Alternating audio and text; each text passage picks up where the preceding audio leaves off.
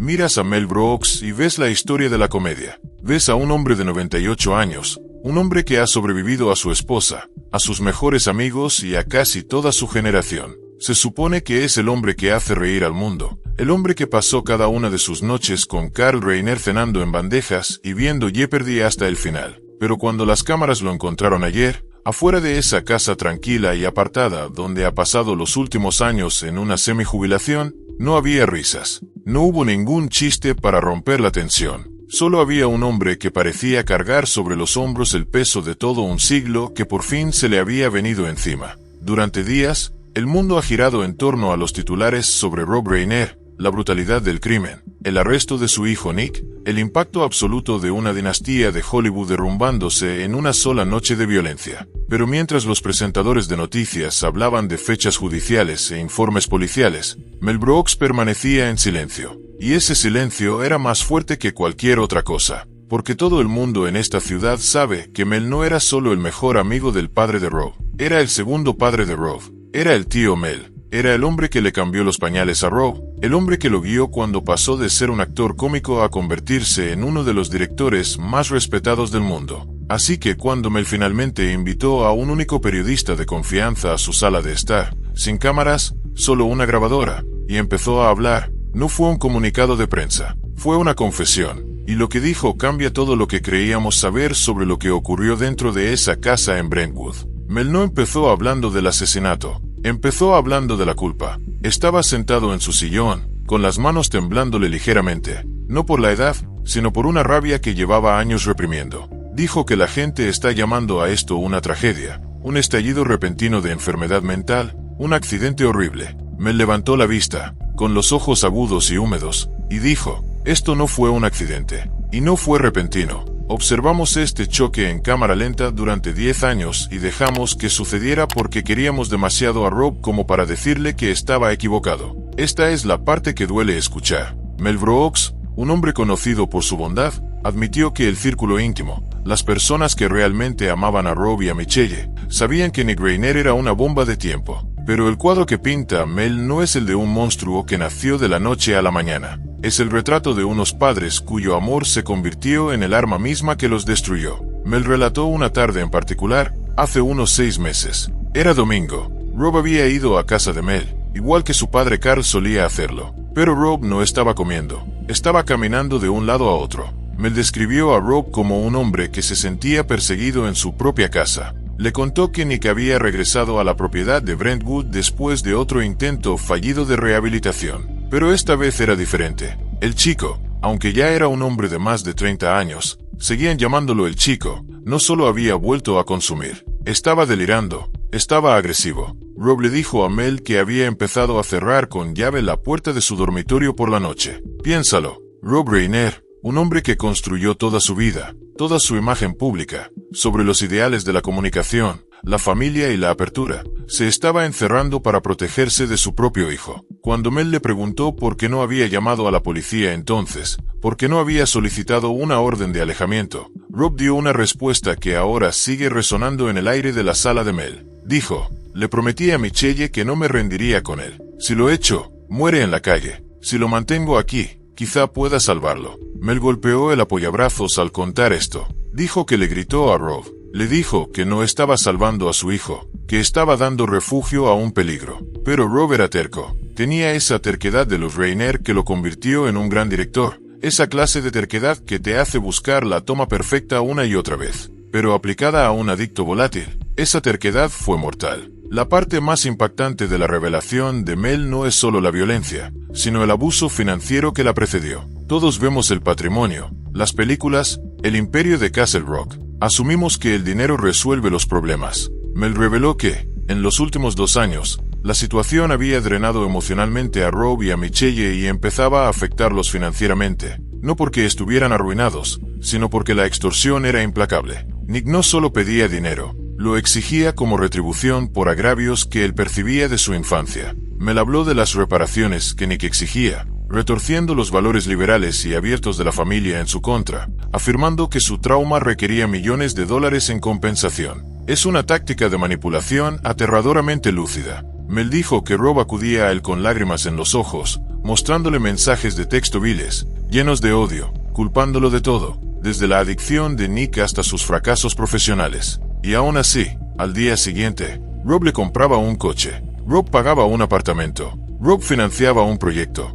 Mel lo llamó la enfermedad de Hollywood, la creencia de que, si lanzas suficientes recursos a un problema, puedes producir un final feliz. Rob pensó que podía dirigir la recuperación de su hijo como dirigió La Princesa Prometida. Pensó que si simplemente montaba bien la escena, proporcionaba la iluminación adecuada, el apoyo correcto, el guión cambiaría. Pero la vida no es un guión. Y Mel Brooks, el hombre que entiende la estructura de la tragedia mejor que nadie porque entiende la estructura de la comedia, vio venir el tercer acto. Le contó al entrevistador un momento durante las fiestas del año pasado. Fue una reunión pequeña, íntima. Nick estaba allí. El ambiente estaba tenso, como un cable a punto de romperse. Mel observó a Nick observando a su padre. Dijo que no era la mirada de un hijo. Era la mirada de un depredador evaluando a su presa. Hubo un momento en que Rob hizo un chiste, un clásico chiste autocrítico de Rob Reiner, y todos rieron, excepto Nick. Nick solo se quedó mirando. Más tarde esa noche,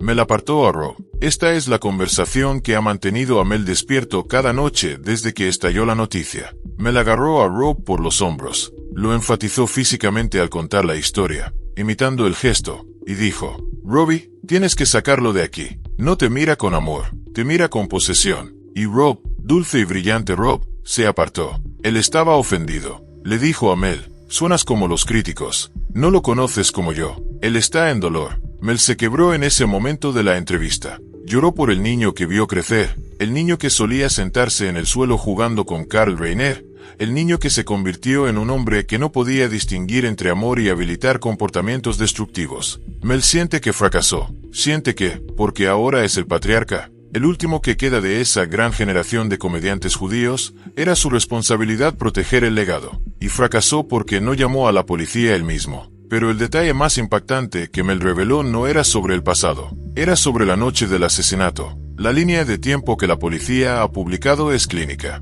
hora de la muerte, heridas de entrada, ubicación de los cuerpos. Pero Mel sabe lo que pasó en las horas previas porque Rob lo llamó. Era tarde, Mel ya estaba en la cama. El teléfono sonó y Mel dudó. Casi no contesta. Cuando lo hizo, la voz de Rob era un susurro. No lo llamaba para charlar, lo llamó para despedirse, aunque no dijo esas palabras. Rob le dijo a Mel, está cayendo de nuevo. Está gritando sobre el testamento. Cree que lo estamos excluyendo. Mel le dijo que se fuera de la casa. Súbete al auto, Robbie. Solo maneja. Ven aquí. Y esta es la frase que sorprende a todos los que la escuchan. La frase que transforma esto de una historia criminal a una tragedia griega. Rob respondió, no puedo dejar a Michelle. Ella está en la habitación con él. Está tratando de calmarlo. Si me voy, él lo echará todo sobre ella. Rob Reiner se quedó en esa casa, sabiendo el peligro, sabiendo la volatilidad, porque no abandonaría a su esposa al monstruo que habían creado juntos.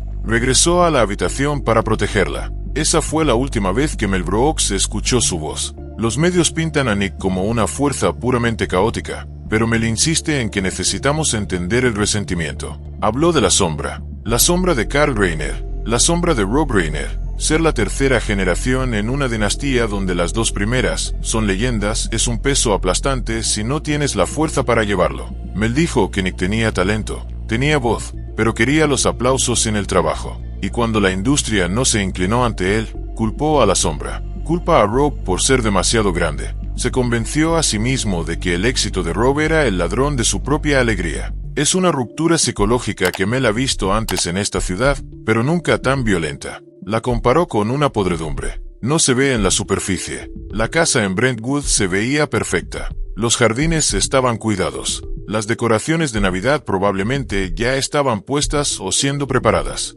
Pero por dentro, la podredumbre había devorado los cimientos. Mel también expresó una furia hacia los sistemas alrededor de la familia. Reveló que había terapeutas, médicos y consultores, personas en la nómina, que minimizaban la amenaza. Dijo que había profesionales que le dijeron a Rob y Michelle que el amor duro estaba pasado de moda, que necesitaban practicar aceptación radical. Mel llamó a estas personas cómplices. Dijo que tomaron el dinero de Rob para decirle lo que él quería escuchar, que su hijo solo estaba enfermo, no era peligroso. Esterilizaron la amenaza. Le dieron nombres clínicos a las tendencias homicidas. Le dijeron que era un trastorno, dijo Mel, con la voz bajando a un gruñido. No le dijeron que era una sentencia de muerte. Por eso Mel está hablando ahora. Dice que no le importa el juicio. Sabe que el juicio es solo una formalidad. Las pruebas son abrumadoras. Lo que le importa es la verdad de la vida de su amigo. No quiere que Rob sea recordado como una víctima de un crimen aleatorio. Quiere que lo recuerden como un hombre que murió de un corazón roto antes de que el cuchillo lo tocara.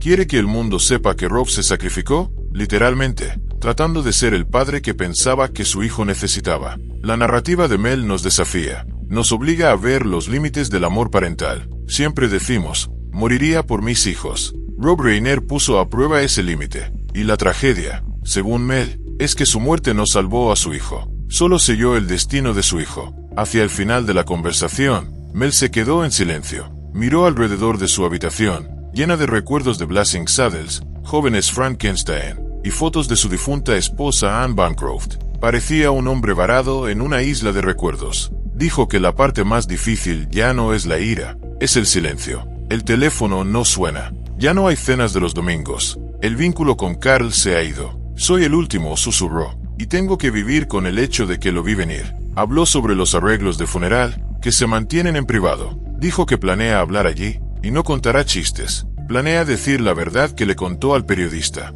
Quiere que la industria lo escuche. Quiere que todos los padres famosos, todas las madres adineradas de Hollywood miren a sus hijos problemáticos y dejen de mentirse a sí mismos. Quiere que la muerte de Rob sea una llamada de atención, una señal de socorro horrífica que dice, no puedes amar la violencia fuera de alguien. Mel Brooks ha pasado toda una vida exponiendo las absurdidades del mundo, haciéndonos reír de Hitler, del racismo, de la muerte misma, pero no puede encontrar la absurdidad en esto. No hay sátira aquí. Solo está la fría y dura realidad de una familia destruida desde adentro. Mientras el periodista se preparaba para irse, Mel le agarró el brazo. Tenía una última cosa que decir, un mensaje que parecía desesperado por sacar. Quizás para aclarar el aire, tal vez para advertir a otros. Habló nuevamente sobre los habilitadores. Dijo que Nick tenía amigos, un círculo de aduladores que alimentaban sus delirios, que usaban el dinero de Rob para hacer fiestas, que avivaban los fuegos del resentimiento de Nick. Mel quiere que sean expuestos. Dijo, Nick sostuvo el arma,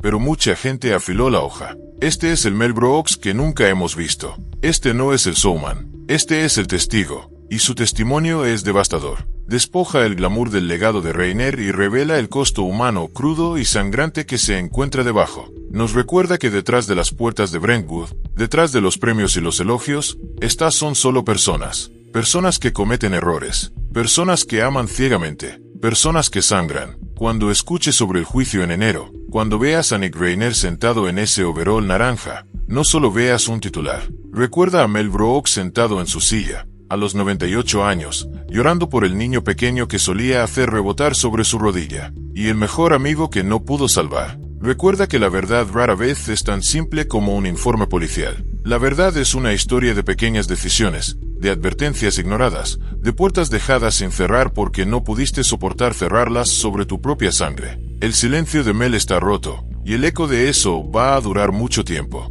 Nos deja con un escalofrío, una realización de que incluso las personas que escriben los finales más felices para los demás, a veces tienen que vivir los más oscuros ellos mismos. La historia de la muerte de Rob Reiner no es solo una historia de crimen. Es una advertencia sobre los límites del amor contada por el hombre que lo ha visto todo y que desea, más que nada, no haber visto esto. La entrevista terminó no con un estallido, sino con un pesado suspiro. Mel volvió hacia la ventana, mirando el sol de California que parecía demasiado brillante para el día. Se veía frágil, pero su determinación era de hierro. Ha terminado de proteger los secretos. Ha terminado de proteger la imagen. Ahora está protegiendo la verdad.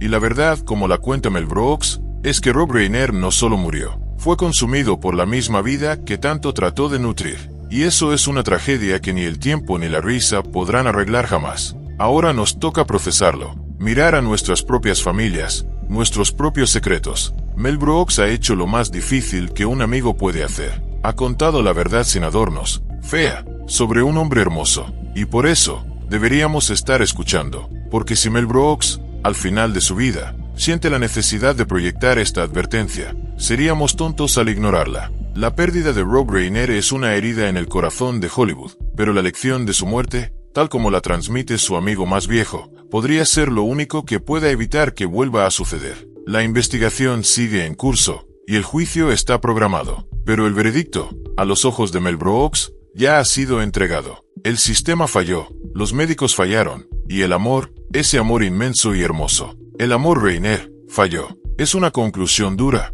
pero es la que Mel tiene. Y ahora, es la que todos tenemos. Mientras el ciclo de noticias sigue adelante, como siempre lo hace, deja que esta narrativa se quede contigo. La imagen de un anciano en una habitación tranquila, llevando el peso del fin de una dinastía. Es un recordatorio sobrio de que la fama no te protege de nada, ni del dolor, ni de la traición, y ciertamente no de las personas que traes a este mundo. El legado de Rob Reiner serán sus películas, sí, pero gracias a Mel Brooks, su legado también será esta última y desgarradora lección sobre la complejidad del corazón humano. El silencio se acabó, el shock es real, y la realidad es mucho más dolorosa de lo que cualquier ficción podría ser. Esta es la historia que Mel Brooks necesitaba contar, y es la historia que necesitábamos escuchar, sin importar cuánto duela, porque al final, la verdad es lo único que honra a los muertos. Y Mel Brooks ha honrado a Rob Reiner de la única manera que le queda, al negarse a dejar que su muerte sea una mentira.